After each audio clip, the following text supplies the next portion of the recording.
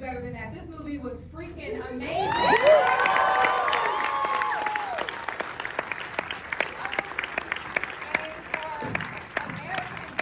I am the moderator for this amazing conversation tonight. My name is Jasmine Simpkins. I am a TV host with Hip Hollywood and KTLA. Some of you guys may see that. You might see me at 6 a.m. in the morning doing the news, but right now my focus is all on this film because it's so good. I've seen it twice already. I could see it multiple times. And I'm so happy. Yes. Thank you for the yeses. And I love during a Q&A, you guys can talk. It's like church. Like if you feel it good, amen, hallelujah, I love that. Go ahead and do it. We gonna do that on this nice Saturday evening. But I want to introduce you guys to just some of the brilliant cast and the director of this awesome film. And I'm gonna bring them on down. So we have, we're gonna go ladies first. Erika Alexander.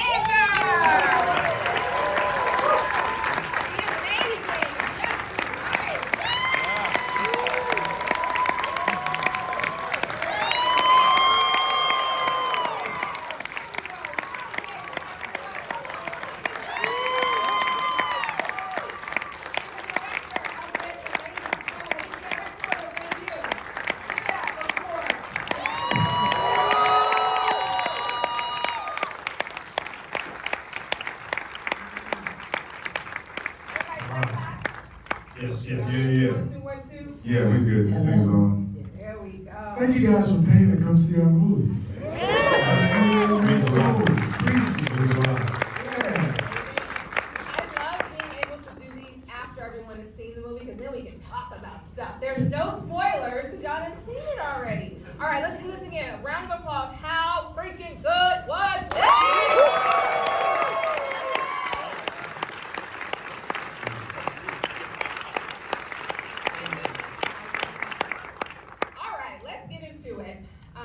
Or let's start with you. I mean, you used to be me, right? You used to be a journalist. Yeah. And then you had the audacity to start writing, and then you said, I want to direct. First of all, why did you decide you wanted to direct, and then why was this the directorial debut? So I was, after I was a journalist, but before I started directing. Hello? Okay. After I was a journalist, but before I started directing, I was a TV writer for several years, and so when I worked on Master of None, was one of the TV shows that I wrote for. Absolutely. And season 2 of Master of None, I was with Aziz Ansari, and he was directing some episodes that season. He said, "Have you ever thought about directing before?" And I said, I've never been to film school. I don't know anything about cameras or lighting. And he said, dude, I went to NYU for business school, and last year I got nominated for a Golden Globe for directing. He said, you don't have to go to film school. He said, all you really need is, he said, you spend time on sets, all you really need is a vision, and then you need to be able to articulate that vision to people around you who can help you sort of make that dream a reality and who know the technical aspects. And so he kind of planted the seed in my head. That was 2016. And then I kind of bided my time to make sure that I found something that I felt really, really, really spoke to me. And when I read this novel that I adapted, Erasure by Percival Everett, it resonated with me deeper than any piece of art had before or since. And I just felt, even if I don't know this stuff about cameras and lighting, I know the story on a fundamental level. Like I know these characters, and I know the story that we're trying to tell, and that can be my roadmap for all of the technical decisions that I need to make along the way. I know this spoke to you personally, but you also wanted to get Percival's seal of approval. Yeah. And he had said no a few times. I've heard about this. He had told people no in the past when I tried to, specifically this book. Percival had said no a lot of times because I think they tried to adapt one of his books for a TV series once, and he had a really bad experience. Yeah. So he's pretty reluctant to let people adapt stuff. So he had said no, and so when I found that out, I just tried to approach him very slowly, sort of like a deer in the forest. There you go. Right. What is the elevator pitch? I need to know. How did you get him to say yes? He just heard that I was passionate about it. He just asked to speak to me on the phone. He said, what is your vision? What's the tone you're going for? What do you like about the book? What are the actors you're thinking of casting? And after we spoke for about a half an hour, he gave me the rights to the book for for free for 6 months. And he said, go write a script, and if anything comes of it, then you can pay me back. He just saw that I was passionate. You know, I was just so passionate about the novel. I loved it. I think he saw more than that. The other folks were passionate too. You think so? Of course they were. I mean, I guess that's probably true. I have a hard time. I think he appreciated your perspective. I also said that Jeffrey Wright, I wanted Jeffrey Wright to play Monk. You shouldn't have told him that. It worked. Well, let's get to that, because I was gonna say, I'm sure that's what it is, because you have said, in every interview I've heard you do, that there was only one person that was gonna play Monk, and it was the brilliant, the amazing, Jeffrey Wright. Yeah.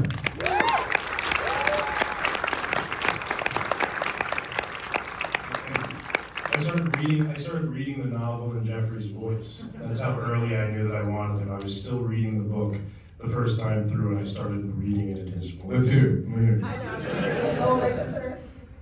Oh God, I can't do, no, I can't do it. I was about to do it, I can't do it. It can be painful to hear my voice every day, I understand. Jeffrey, what did he say to you? Did he call you? Did he text you? No, he sent me an email and a letter, included an email along with the script.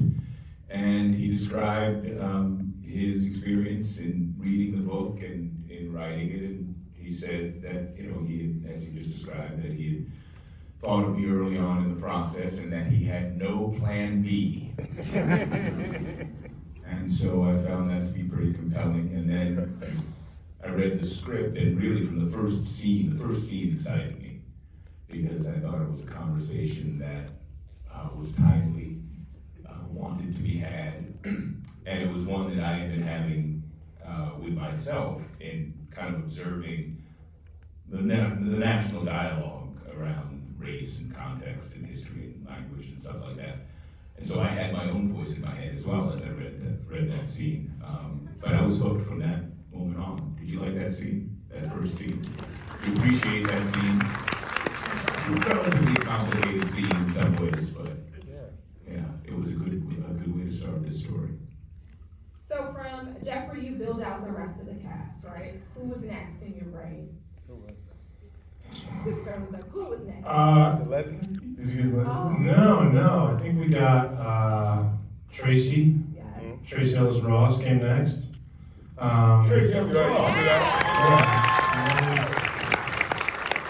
And then I forget. Then it was like Sterling and Erika, or Erika and Sterling. I don't know. Yes. Okay, Sterling. What's up? All right. We chatted about this a couple of weeks ago during the jump, or a week ago during the jump, and you said that people always say to you that your characters always make them cry, right? Yeah. Were you excited to get an offer for this? And do you get these kinds of offers for roles like this often because you have this amazing dramatic talent, right? This should be applauded, you know? You had a lot of freaking fun and never had your shirt on, by the way. I had a lot of fun. I didn't realize how much I was not gonna have my shirt on until I went in for my costume fitting, and I think our wardrobe person saw me change, and he's like, you know what? That might be it. Right there. No, you know, I've gotten offers more and more often. I've sought them out, things to sort of like tickle people's funny bone, because it's sort of a weird thing when people roll up on you a lot and say, oh my goodness, like I cry so hard every time you show up on screen. And I'm like, that must not be that comfortable for you. So let me see if I can try to bring some balance to the force and get some yucks up in this piece. So I seek it out, like, and it was a wonderful offer. And evidently, I don't know what you saw in me that made you think that I could do it. Because you read something, and I think what was exciting was like, oh man, can I do this?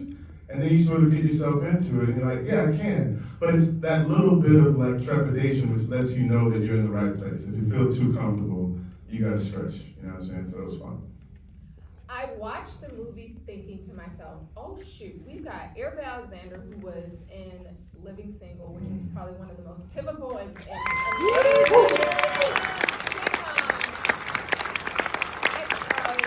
multiple that Tracy Ellis Ross, who was in Girlfriends, which also was one of the most pivotal. You guys get where I'm going, and then Issa Rae. And so I thought to myself, Cord, you either have to be the master of casting this, or the gods just love you, because just seeing women, and I'll be honest, seeing Black women who've inspired me on screen, and they weren't all together, but they are all in this sharing space and taking up space in a film.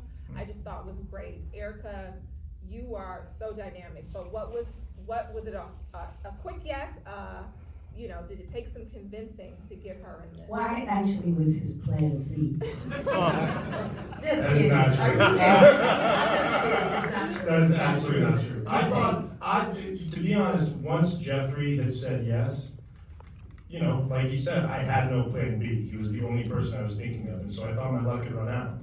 And then when people were like, actually, Erika said yes, Sterling said yes, Lindsay Ugly said yes, that was when it really sort of dawned on me that we were assembling just a tremendous ensemble. I'm sorry I interrupted you there. No, it's okay. We wrote a beautiful script that was funny, laugh out loud, and I've read a lot of scripts in my life, and you rarely laugh out loud, and you find yourself surprised, and you're enjoying it, and you just can't wait to see it yourself, and you're really delighted that you've been asked to participate. So it's really nice to be invited, frankly. But just like Jeffrey said, in my life, I've been talking about the cultural ghetto for a very long time. And as someone who wanted to address it in this way, and with the type of performers that he had invited to play, and he's a phenomenally accomplished artist. And you don't say no to that, and I was, again, very grateful to be asked, and it was lots of fun, and I got to roll up on, did you see my leg? I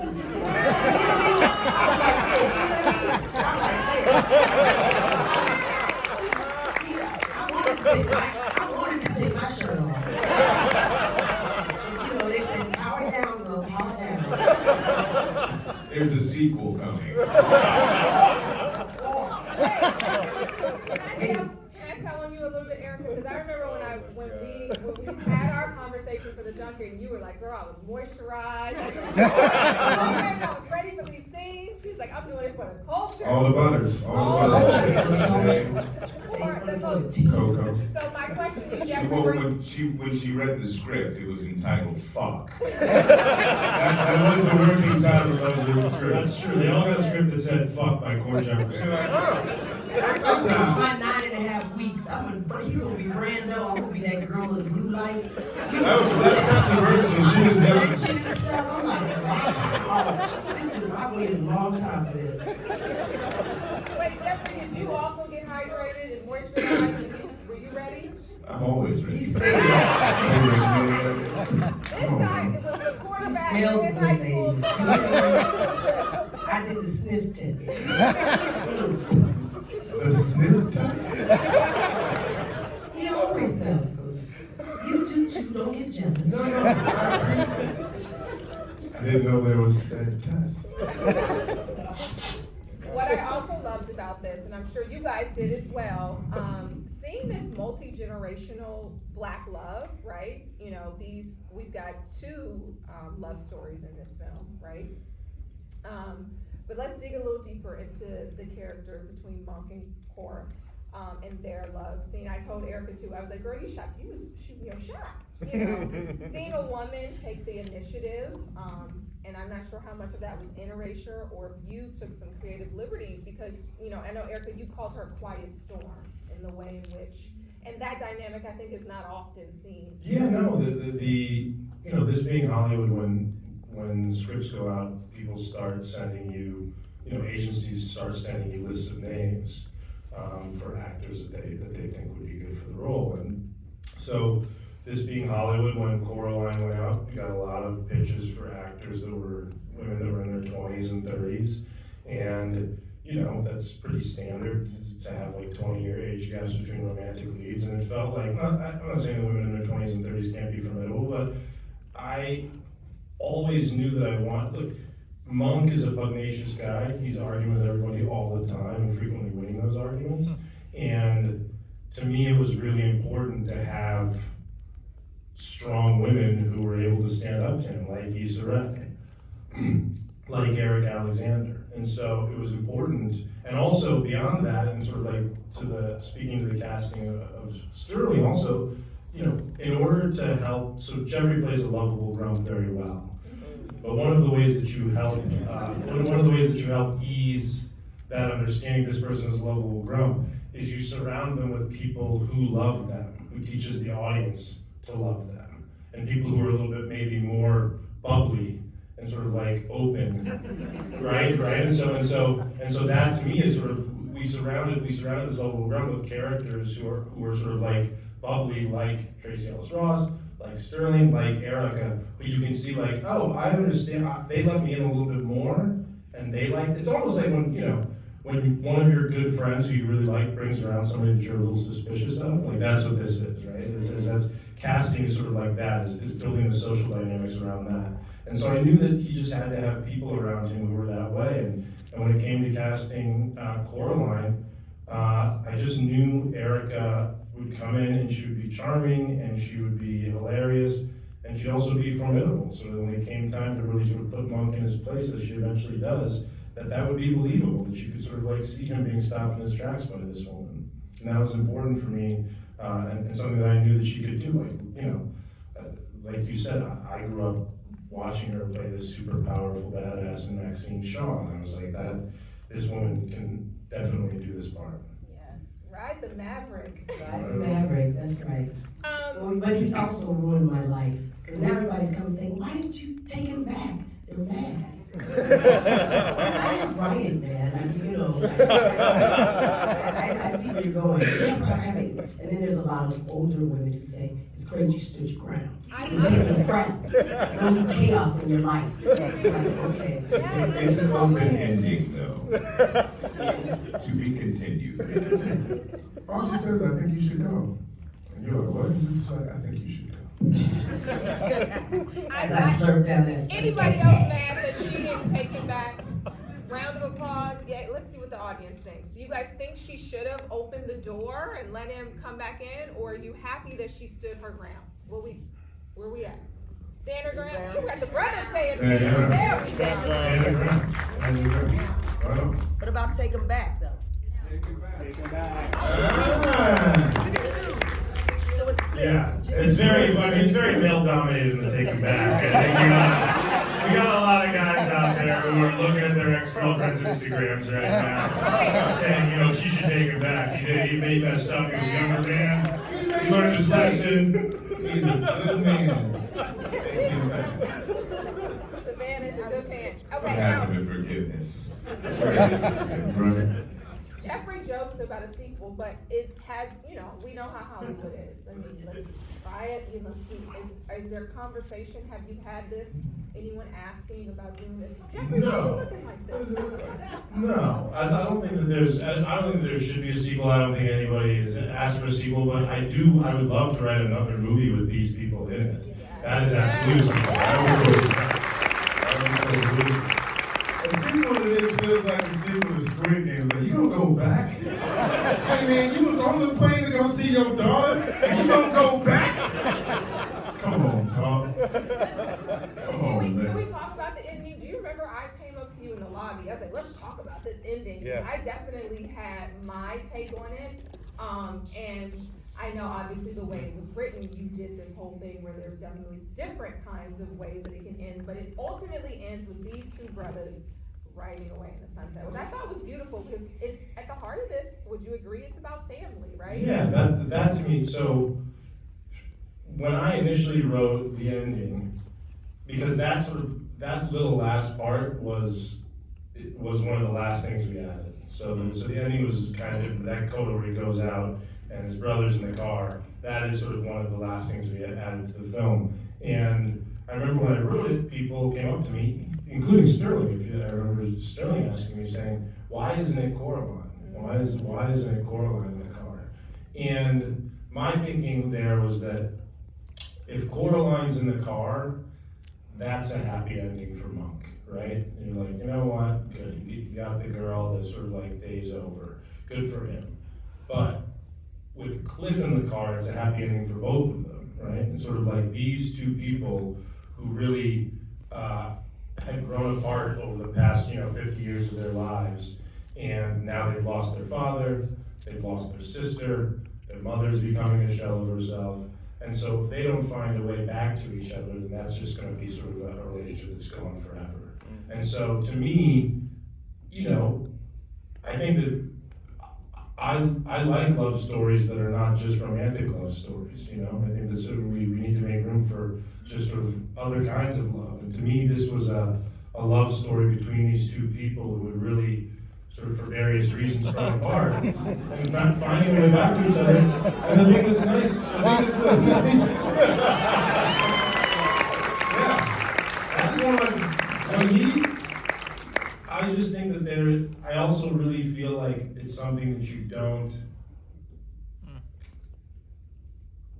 I think it's important to see black men being tender to one another.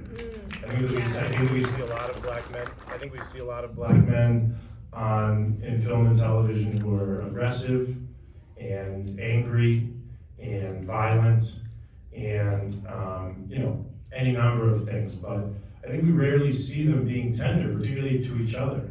And sort of like that, when he gives him that kiss on the forehead, you feel, it's a tenderness that I think is important.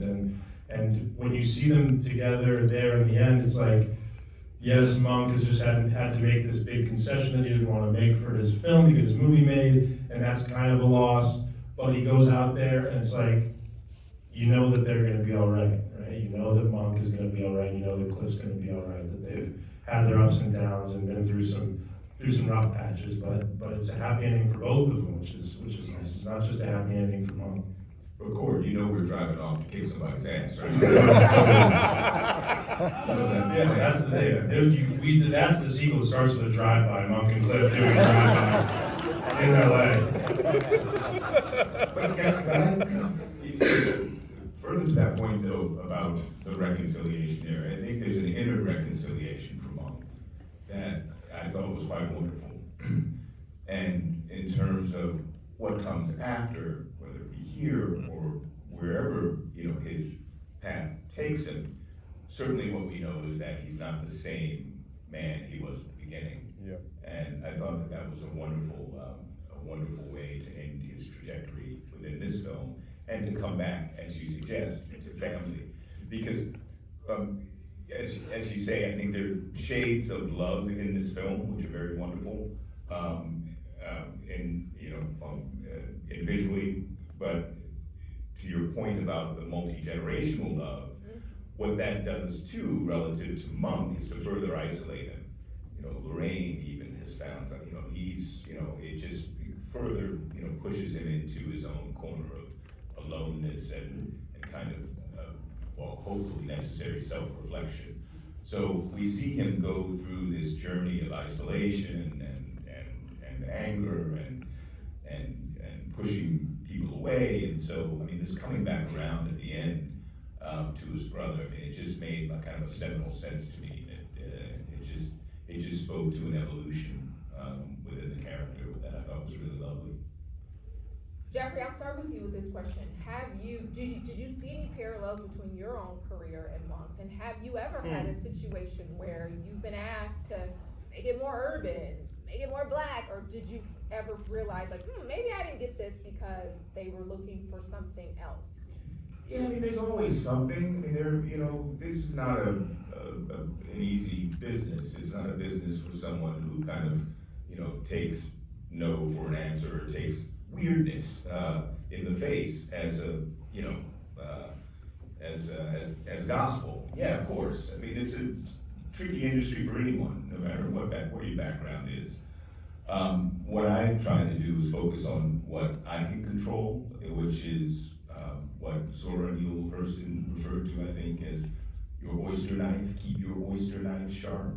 And in my case, and I think in all of our cases, our oyster knife is our work. So the more potent we become as artists, then the more we can, to an extent, kind of immunize ourselves from the resistance to our authentic voices. So I've done reasonably well. I've found scripts, projects, and partners to work with over time that have been really gratifying for me and that have been original and I think to some extent reflect the type of stories I want to tell. So yeah, there's been weirdness, but winners are not. The question is, you know, how do you respond to it? Yeah. What do you do?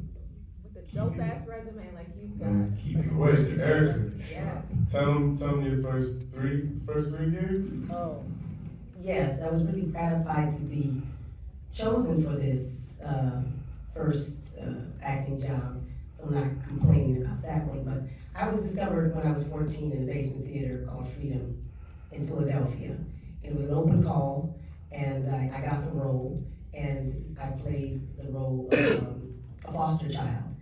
The next two roles were prostitute and slave. And it sort of showed me that that would be my life, and except in theater, where I think people saw me differently. And then I asked my agent, I said, you know, I want to play Juliet and those types of things. And she said, no one would ever mistake you for an ingenue. I was 19. And that's her agent. Right. That's my agent. Yes. Still? No. Didn't work out. Excellent. Sir. Me, you know what? I think most of my career, people, for some reason, they associate me with some form of intelligence, and will say that like I've been too smart. Like he's got to drop that smart thing before he can fit into like these other roles or whatnot. And that happened a lot. So, and then I guess it became cool to be smart and black. I don't know when it happened. I want to thank brothers like Jeffrey who sort of made it seem effortless from the beginning, but like honestly, for a while it seemed like if you could not be like hood fantastic in a way that run true to like not even people from the hood, but like what white people thought people from the hood were like. It's like white people like, and then because then what it does is when you don't see movies like this, and to the exclusion, you only see sort of like tales of trauma and black pain or whatnot. Then when folks meet you, they're like, you're not black. What the fuck you mean I'm not black? Yeah, I am, right? But like, you know what I mean. No, I don't know what you mean. But the more you get to see a broader swath of what black life is, then they hold it cut down and they're like, oh yeah, he black, he that black. And then there's that black, and that black, and that black, and that black, and that black. And they all need their stories to be shown. Okay.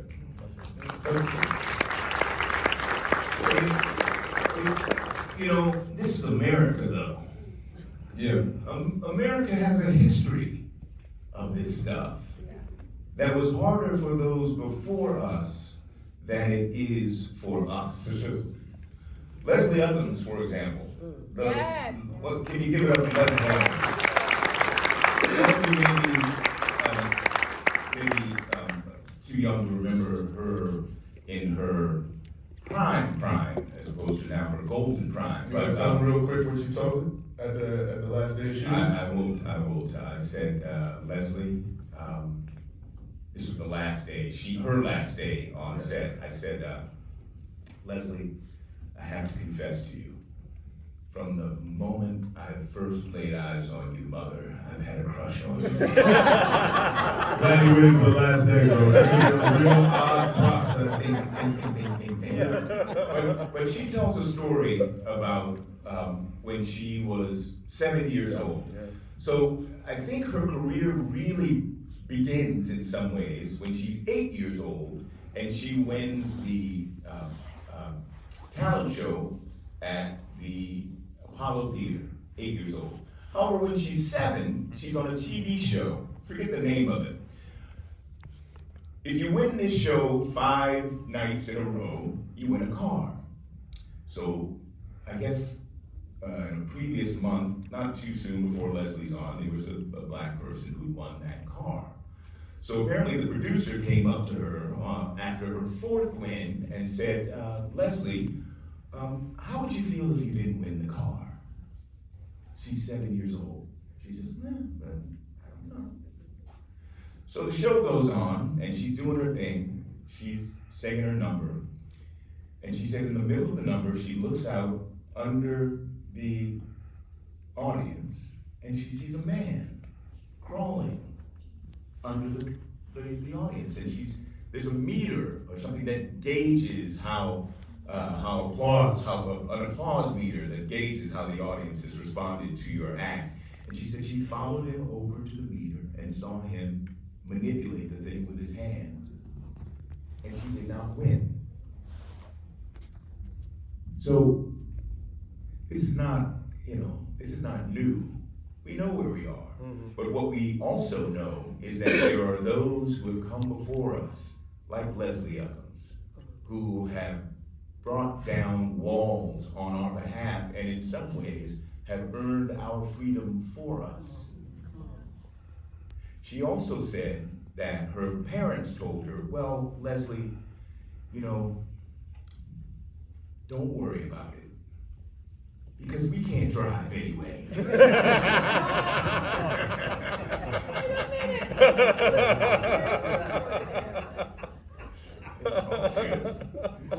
It worked. Before I let you guys go, I did, because I've done so much research on this, and I was so delighted to find, Cord, that you spoke of some films that really inspired you, and I'll let you talk about this one. But directed by the amazing Robert Townsend, that Hollywood Shuffle was a film. And I don't know if anybody's ever seen that. If you have not, you better go and find it on Netflix or Hulu or somewhere. But that it was an inspiration for this, and obviously there was some other. Yeah, I mean, it wasn't even just an inspiration for this. It was an inspiration for just my entire life and creativity. If you haven't seen Hollywood Shuffle, highly recommend it. It's 1987. Robert Townsend co-wrote it with Keenan Ivory Wayans, and then Robert Townsend directed it and starred in it. And it's about a black actor trying to find success in 1987 Hollywood. When everybody's saying they want an Eddie Murphy type, act blacker. It's really funny. And the Hollywood Shuffle is I Ain't Got No Weapon. Is that correct? Yeah. That was my brother, man. Yeah. He was my own. It is incredible. It's so funny and very much a spiritual predecessor to this movie. But that's all to say that when I saw that movie, I was probably around 9 or 10. And when you're 9 or 10 in America, that's real sort of like you're learning about the foundation of America there. So you're learning about slavery, you're learning about civil rights, Jim Crow. The thing that I hadn't realized until recently, really in thinking about it, was that the way that they teach you that stuff, some of the ways they teach you about that stuff is essentially like horror movies, Like I watched Eyes on the Prize. I watched this movie, Mississippi Burning. Like these are sort of like ways they teach you about this stuff. And you're watching people being lynched. You're watching people get crosses burned on their lawns and terrorized. You're watching people, freedom riders, get dragged off the buses and beat bloody. You're watching people try to desegregate schools and get attacked. Like, it's really scary, And I would wake up with nightmares. Like, I remember having nightmares about watching civil rights movies and being really scared. And then one day, I have no idea how I came across it, but I turned on the TV and there's Hollywood Shuffle.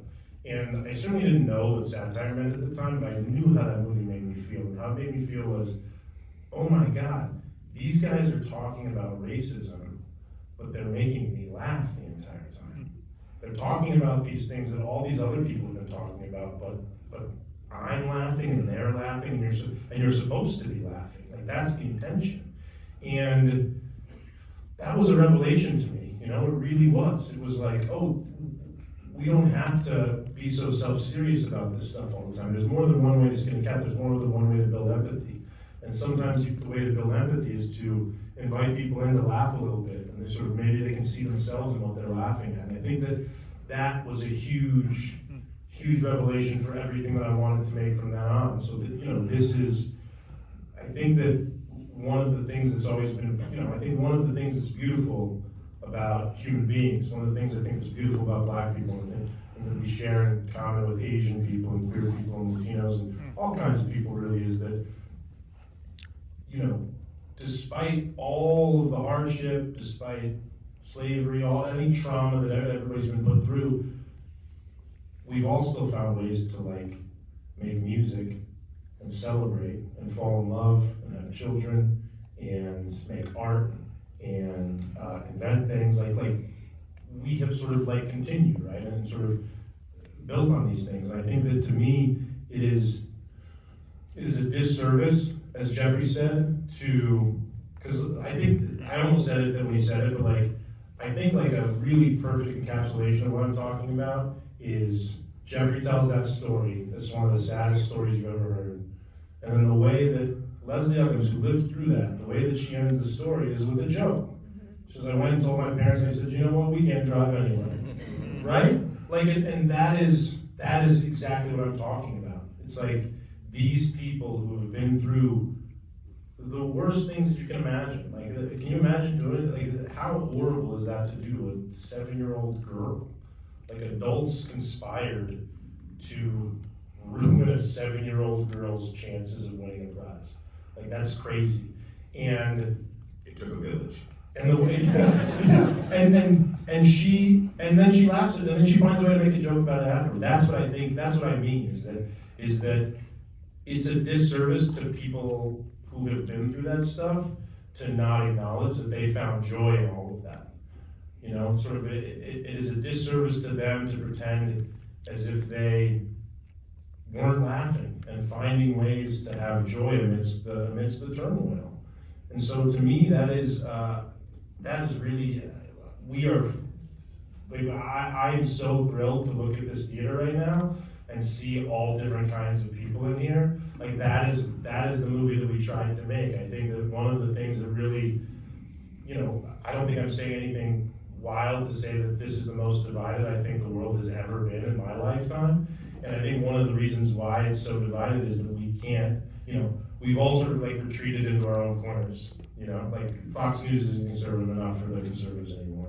Now there's Newsmax and OAN, and sort of like everybody exists in their bubbles where they consume their own news and information, and they watch their own shows and listen to their own music, and we don't really sort of interact with people who are different from us anymore. And so I think one of the ways that we can still, and I think that one of the ways we can still do that is like coming together over culture that we share, and sort of like finding like this is not the politicians aren't doing it, right? Like if we leave it up to the politicians, oh shit. The government shut me off. You're shutting me down. Yeah. One of the ways, like the politicians are only they're working to sort of divide us even farther, right? Because it helps them. It helps them win elections. They don't profit off of us coming together and seeing the similarities in each other. They profit off of us seeing the differences in each other and exploiting those differences. And so I wanted to make something that really felt like it was inviting to a lot of people, and everybody can come in the way that I came in to Hollywood Shuffle and found something that really resonated with me and laughed, and I could find some joy in it, and some joy despite the hardship. And I'm just truly so delighted to see the differences in people here tonight. It really, this is what we set out to make, and I'm so happy it's seemingly working. Thank you. Thank you all so much for being here. It means so much to me.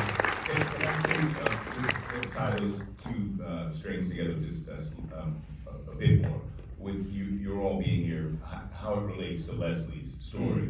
Because it wasn't that they didn't like that little girl. It wasn't that the producers hated that little girl, they wanted to hurt that little girl.